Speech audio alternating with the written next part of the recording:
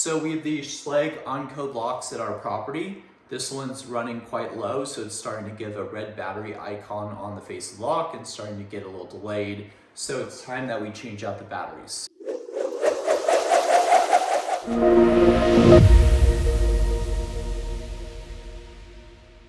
So the first thing you're gonna look at is the app.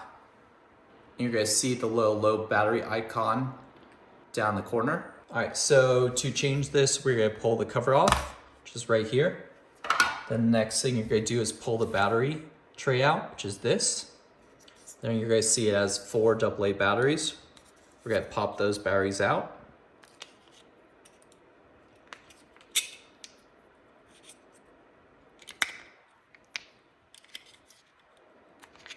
Okay, so now they're out.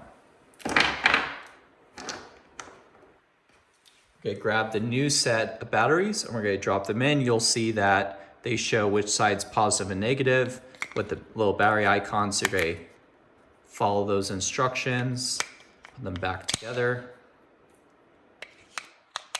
like that. And then you have to make sure that this is facing out because these are the contact points that on the lock show that it connects right here into the back of this plate. So that's what feeds power.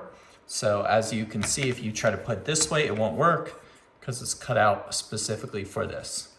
So you're gonna slide it back in and then you're gonna put the cover back on.